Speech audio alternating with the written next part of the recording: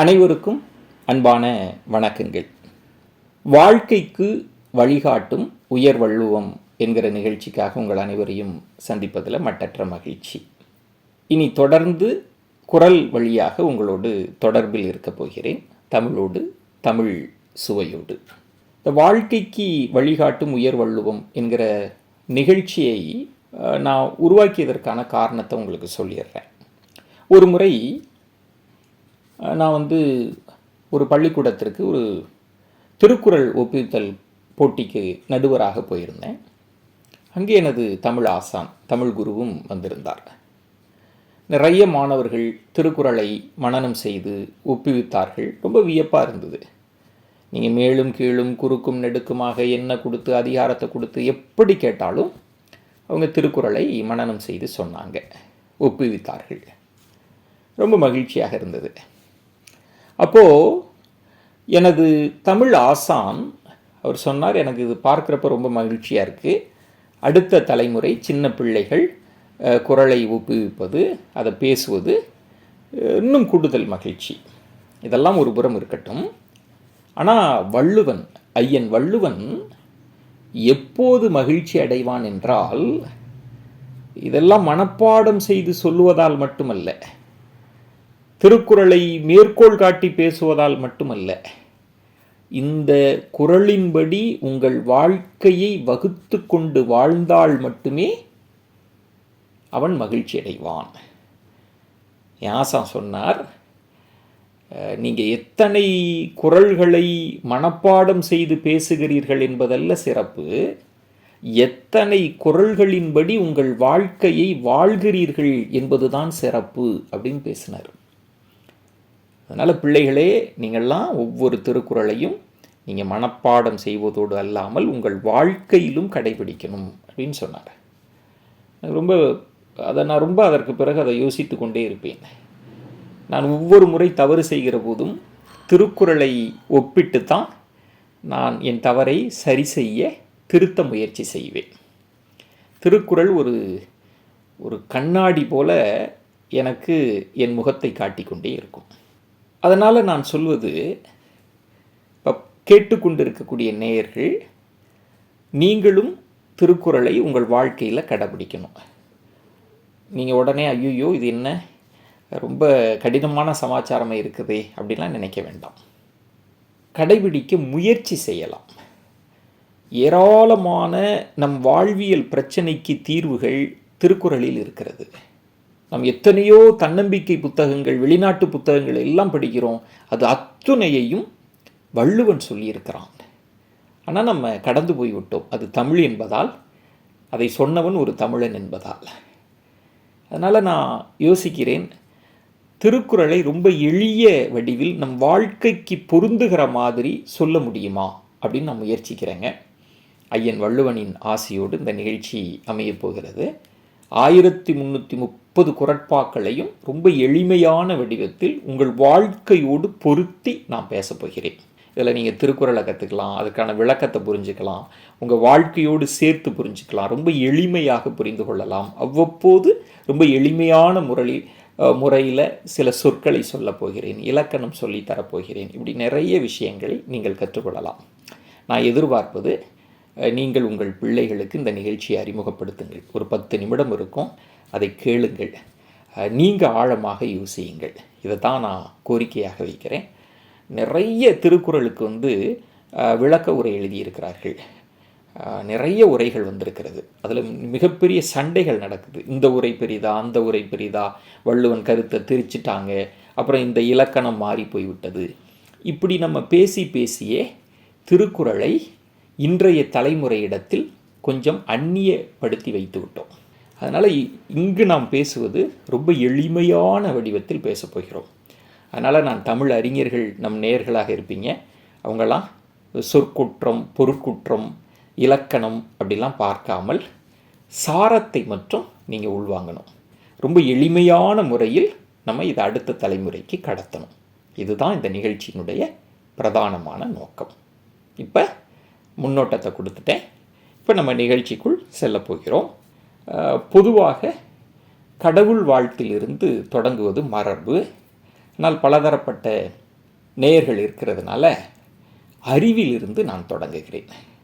இறைவனே அறிவின் வடிவானவன் என்கிற பார்வையும் இருப்பதினால முதல் குறட்பா அறிவிலிருந்து தொடங்கப் போகிறேன். ரொம்ப எளிமையாக நம்ம யோசிப்போம். என்னோடு சேர்ந்து நீங்களும் யோசிக்கணும். நம்ம அறிவுன்னா என்னன்னு நினைக்கிறோம்? அறிவு என்பது என்ன? இப்போ ஒருத்தரை இவர் சிறந்த அறிவாளி அப்படின்னு எதை கொண்டு நம்ம மதிப்பிடுகிறோம்? நம்ம வீட்டிலேயே பசங்க இருக்கிறாங்க. இந்த பையன் ஆவரேஜ் ஸ்டூடெண்ட், இவன் வந்து பிரைட்டான பிரில்லியன்ட் ஸ்டூடெண்ட் அப்படின்லாம் நம்ம எதை வச்சு முடிவெடுக்கிறோம்? இந்த கேள்வி இருக்குது. ரெண்டாவது, அறிவினுடைய பயன்பாடு என்ன? இப்போ அறிவுன்னா என்ன, இந்த அறிவோட பயன்பாடு என்ன? இதுதான் கேள்வி. நம்ம என்ன நினைக்கிறோன்னா, நிறைய படித்தா முனைவர் பட்டம் வாங்குறாரு, நிறைய படிச்சிருக்கிறாரு அப்படின்னா அவர் அறிவாளி அப்படின்னு நம்ம சொல்கிறோம். படிப்பை வைத்து நம்ம மதிப்பிடுறோம். இப்போ படிக்கிற பசங்க மாணவர்களாக இருந்தால் மதிப்பெண்ணை வைத்து அளவிடுவது. நிறைய மதிப்பெண் வாங்கினா இவன் பிரில்லியன்ட் ஸ்டூடெண்ட், பிரைட் ஸ்டூடெண்ட். ரொம்ப குறைவாக வாங்கினா புவர் ஸ்டூடெண்ட், அவனை வந்து முட்டாள் அப்படின்லாம் சொல்லுகிற வழக்கம் இருக்குது. மதிப்பெண்ணை வைத்து நம்ம அளவிடுகிறோம் இல்லையா? இது ரெண்டையுமே வள்ளுவன் நிராகரிக்கப் போகிறான். நீங்கள் பார்த்து வியப்படைய போகிறீர்கள். அடுத்து இன்னொன்று, அறிவின் பயன்பாடு என்ன? இப்போ நீங்கள் கல்வி பெறுகிறீர்கள், உங்களுக்கு ஒரு சர்டிஃபிகேட், ஒரு சான்றிதழ் கிடைக்கிறது. அந்த படிப்பு, அந்த அறிவு இருக்குல்ல, அந்த கல்வியால் கிடைத்த அறிவினால் வரும் பயன்பாடு என்ன? நம்ம என்ன நினைக்கிறோம்? ஒரு நல்ல வேலைக்கு போகணும், கை நிறைய சம்பாதிக்கிறது, ஒரு பெரிய மாட மாளிகை கட்டி ஒரு சொகுசான ஒரு வாழ்க்கையை வாழ்ந்தால் இந்த கல்வியால் அறிவால் நமக்கு கிடைத்த பயன். இப்படி தான் நாம் நினைத்து கொண்டிருக்கிறோம். இதுதான் நம்மளுடைய எண்ணமாக இருக்கிறது. சரியா? இப்போ அறிவுன்னா என்ன, அறிவோட பயன்பாடு என்ன, வள்ளுவன் என்ன சொல்லி இருக்கிறான், நம்ம யோசிப்போமா? இதுக்கு விளக்க உரை ஒரு சுவாரஸ்யமான ஒரு சம்பவத்தை நான் சொல்ல போகிறேன். இதுதான் இந்த நிகழ்ச்சியினுடைய நோக்கம், ரொம்ப சுவாரஸ்யப்படுத்தி பேசுவது. சமீபத்தில் நீயா நானா நிகழ்ச்சி, ரொம்ப எளிமையான பின்னணியிலிருந்து ஏழ்மையான பின்னணியிலிருந்து அதிக மதிப்பெண் பெற்ற மாணவர்கள்லாம் கலந்து கொண்ட நிகழ்ச்சி. அதில் ஒரு பெண் பிள்ளை வந்திருந்தாங்க. அந்த சகோதரி யாருன்னு பார்த்தா, ஒரு முறை எல்லாரும் தொலைக்காட்சியில் பார்த்துருக்கலாம். ஒரு பேருந்துக்கு பின்னால் ஒரு பள்ளிக்கூட சீருடை அணிந்த ஒரு சின்ன பொண்ணு அப்படியே பஸ்ஸு பின்னாடியே ஓடி அப்படி களைச்சி போய் நிற்கிறப்ப அந்த பஸ்ஸு நிற்கும். அப்புறம் அந்த பஸ்ஸில் ஏறி போவாள், அந்த பேருந்தில் ஏறி போகிற காட்சிகளை நம்ம பார்த்துருப்போம். இப்போ நமக்கே கூட கோபமாக இருந்தது, என்னப்பா அந்த டிரைவரு, என்னப்பா இந்த கண்டக்டரு, ஏன் இந்த பிள்ளை இப்படி ஓடுது, ஏன் அடுத்த பஸ்ஸில் போக வேண்டியதானே, இப்படிலாம் நம்ம வந்து செய்தியை பார்த்து விட்டு நம்ம யோசித்து கொண்டு இருந்தோம். அந்த பெண் பிள்ளை தான் வந்திருந்தா. அந்த பெண் பிள்ளை வந்து 10வது படிக்கிறாங்க. அவங்க அந்த சகோதரி கேட்குறாரு கோபிநாத், என்னம்மா என்ன ஆச்சு அப்படின்றப்ப அவங்க சொல்கிறாங்க, அது ஒரே பேருந்து தான், அடுத்த பேருந்து வருமோ வராதோ, நான் பொதுத் தேர்வு எழுதப் போகிறேன், நான் இந்த பேருந்தை விட்டால் என்னுடைய கல்வி பயணத்தையே விட்டு விடுவேன், அந்த பயத்தில் நான் ஓடினேன். அப்படி ஓடியும் கூட 437 மதிப்பெண் வாங்கிட்டாங்க அந்த பெண் பிள்ளை. 437 மதிப்பெண். அவங்க சொல்கிறாங்க, அப்படி ஓடாமல் அந்த படபடப்பு இல்லாட்டி கூட இன்னும் கூட அதிகமான மதிப்பெண் நான் வாங்கியிருப்பேன் அப்படின்னு சொல்கிறாங்க. கோபிநாத் ரொம்ப மகிழ்ச்சி அடைகிறார். அப்போ அவங்க அப்பாவை கேட்குறார். அவங்க அப்பா வந்து முடியாதவர், அவரால் வேலைக்கெல்லாம் போக முடியல. அதனால தான் இந்த சகோதரி, இந்த பெண் பிள்ளை எப்படியாவது படித்து வெற்றி பெற வேண்டும் என்பதற்காக ஓடி இருக்கிறாங்க பேருந்தின் பின்னாடி. அவங்க அப்பா சொல்கிறாரு, என் பொண்ணு 437 மார்க் வாங்கியிருக்கா, ஆனால் அந்த காட்சியை பார்க்குறப்ப எனக்கே ரொம்ப கஷ்டமாக இருந்ததுங்க அப்படின்னு சொல்லிட்டு, சார் கோபி சார், என் பொண்ணு வந்து அந்த கண்டக்டர் டிரைவரை சஸ்பெண்ட் பண்ணாங்கல்ல, அதுலேருந்து ரொம்ப வருத்தப்பட்டா சார் அப்படின்னு. கோபி உடனே திரும்புகிறாரு. ஏம்மா, தவறு செஞ்சுருக்கிறாங்க, ஒரு தண்டனை வாங்கணும்ல, இடைநீக்கம் செய்கிறது வந்து சரிதானே, நீங்கள் ஏன் அதுக்கு கஷ்டப்படுறீங்க, ஏன் வருத்தப்பட்டீங்க அப்படின்னு கேட்குறப்ப அந்த பொண்ணு சொல்கிறா, சரிங்க, நம்மளால் இப்படி ஆயிடுச்சே அப்படின்னு. உடனே அவர் சொல்கிறார், உன்னால் வேலை போயிடுச்சுன்னு நினைக்காதம்மா, தப்பு செஞ்சுருக்காங்கல்ல அப்படின்னு சொல்கிறார். அப்போ அந்த பெண் பிள்ளை சொல்கிறார், இதுதான் நீங்கள் கவனிக்கணும், அது சரிங்க, ஆனால் அவங்க வீட்லேயும் என்ன மாதிரி பசங்க இருப்பாங்க இல்லையா, அவங்கள நினச்சி எனக்கு ரொம்ப வருத்தமாகி விட்டது அப்படின்னு சொல்லுவாள். அப்படி சொல்கிற போது அவள் கண்கள் கலங்கும். அப்படியே கோபி அப்படியே இதாகிடுவார், மெல்ட் ஆகிடுவார், அப்படியே உருகிடுவார். அப்போ கோபி கேட்பார் அந்த பொண்ணிட்ட, உன் பேர் என்னம்மா அப்படின்னு. அவங்க சொல்லுவாங்க சுகாசினி அப்படின்னு. அப்போ கோபி சொல்வார், இது ரொம்ப அழகாக இருக்குது இந்த பேர், உனக்கு வச்சதுனால அப்படின்னு சொல்லுவார். ஏன் இந்த காட்சியை சொல்கிறேன் என்றால், இதுதான் இப்போ இந்த திருக்குறளுக்கான விளக்கம். எனக்கு ஒரு கஷ்டம், அது யோசிக்கலை. இன்னொரு பெண் பிள்ளை இன்னொரு பிள்ளையின் கஷ்டத்தை தன் கஷ்டமாக நினைத்து கண்கலங்குகிறது இருக்குல்ல, இதுதான் ரொம்ப முக்கியமான பாயிண்ட், இதுதான் முக்கியமான புள்ளி.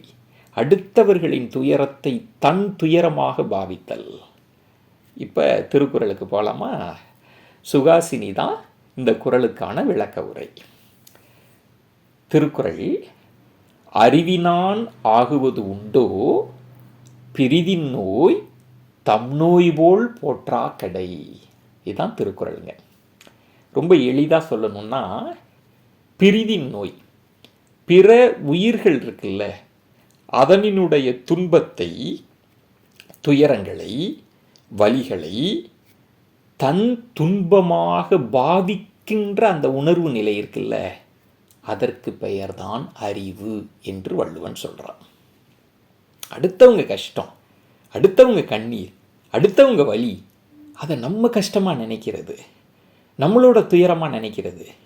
அந்த கஷ்டத்துக்கு நம்ம காரணமாக இல்லாமல் கூட இருக்கலாம், ஆனாலும் அதை நினைத்து ஒப்பிட்டு பார்ப்பது, நமக்கான கஷ்டமாக நினைத்து பார்க்கின்ற அந்த நிலை இருக்குல்ல, அதுக்கு பேர் தான் அறிவு. அந்த அறிவோட பயன்பாடு என்ன தெரியுமா? அதை தெரிந்து கொண்ட பிறகு நம்மால் முடிந்த அளவிற்கு, அது சொல்லால் இருக்கலாம், செயலால் இருக்கலாம், எண்ணத்தால் இருக்கலாம், ஏதோ ஒரு வகையில் அவர்களுடைய துன்பத்தை போக்கக்கூடிய ஒரு முயற்சியை எடுக்கிறோம் பாருங்க, அதுதான் அறிவினுடைய பயன்பாடு. அப்படி நீங்கள் முயற்சி செய்யலை அப்படின்னா அந்த அறிவால் என்ன பயன்?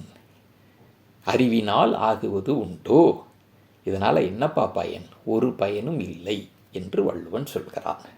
இப்போ உங்களுக்கு புரியுதா? அறிவு என்பது அடுத்தவரோட துன்பத்தை நம்ம துன்பமாக பார்க்கிறது. அந்த அறிவினுடைய பயன்பாடு என்பது அந்த துன்பத்தை, அந்த துயரத்தை நம்மால் முடிந்த அளவிற்கு துடைக்க முயற்சி செய்வது. இது ரெண்டு தான் அறிவு, அறிவு பயன்பாடு அப்படின்னு வள்ளுவன் சொல்கிறான். உங்களுக்கு புரிஞ்சிருக்கும்னு நினைக்கிறேன். இதில் உள்ள ரொம்ப நுணுக்கமான விஷயம், நீங்கள் ஏன் வள்ளுவனை ஒரு பெரிய ஆளாக நம்ம இன்னும் இப்படி வியந்து பார்ப்பதற்கான காரணம், வேறு யாருமே அறிவுக்கு இப்படி ஒரு விளக்கம் கொடுத்துருக்க முடியாது, இப்படி யோசித்திருக்கவே முடியாது. நீங்கள் நன்கு யோசித்தால், இந்த உணர்வு உங்களுக்கு வந்து விட்டால், இந்த அறிவு உங்களுக்கு வசப்பட்டு விட்டால், மற்ற எல்லா பண்பு நலன்களும் இதில் இருந்து வரும். அடுத்தவனுடைய சிரமத்தை, துன்பத்தை உங்கள் துயரமாக பார்க்க நீங்கள் தொடங்கிட்டீங்கன்னா உங்களுக்கு இரக்க குணம் வந்துடும், ஈகை குணம் வரும், உதவி செய்தல் வரும், கடிந்து பேச மாட்டீங்க, ஆத்திரப்பட மாட்டீங்க, உங்களுக்கு கிடைக்கணும்னு நினைக்கிற சுயமரியாதையை அவருக்கு கொடுக்கணும்னு நினைப்பீங்க, அவரை சமமாக நடத்துவீங்க. அதில் பிற மனிதர் மட்டுமல்ல, பிற உயிர்கள்னு சொல்லியிருப்பார் வள்ளுவர். பிற உயிர்களையும் சேர்த்து யோசிப்பது. எல்லா உயிர்களுக்குமான இடம்தான் இந்த பூமி பந்து, எல்லோரும் வாழ்வதற்கான ஒரு இடம்தான் இந்த பூமி பந்து, எல்லோரும் வாழ வேண்டும், நானும் வாழ வேண்டும் என்கிற சிந்தனை அனைத்தும் இந்த எண்ணத்திலிருந்து தான் பிறக்கணும். இந்த அறிவைத்தான் நாம் பெற வேண்டும். இந்த உணர்வை, இந்த அறிவைத்தான் நாம் படிக்கின்ற கல்வி நமக்கு வழங்க வேண்டும். அதனால் நம்ம பிள்ளைகளுக்கெல்லாம் மதிப்பெண்ணெல்லாம் தாண்டி இப்படிப்பட்ட பண்புகளை நாம் சொல்லித்தர வேண்டும். நாமும் இதுபடி நடக்க முயற்சிக்க வேண்டும். நம்ம எங்கேயாவது யாருக்காவது ஒரு துன்பத்தை கண்டு நம்ம உதவுகிறோம் அப்படின்னா இந்த குறளின்படி நாம் நடக்கிறோம் என்று பொருள். இந்த குறளை நம்ம அப்படி பார்த்து நமக்குள்ளேயே தட்டிக்கலாம். ஐயன் வள்ளுவரே இந்த குறளின்படி என் வாழ்க்கையை வாழ்கிறேன் என்று. இப்படி ஒவ்வொரு குறளாக ரொம்ப எளிய விளக்கங்களோடு நம்ம தொடர்ந்து பேசுவோம், பயணிப்போம், செயல்படுத்துவோம், வாழ்க்கையை செம்மைப்படுத்துவோம். வாழ்க வள்ளுவன், வாழ்க தமிழ். நன்றி, வணக்கம். அடுத்த நிகழ்ச்சியில் உங்களை சந்திக்கிறேன்.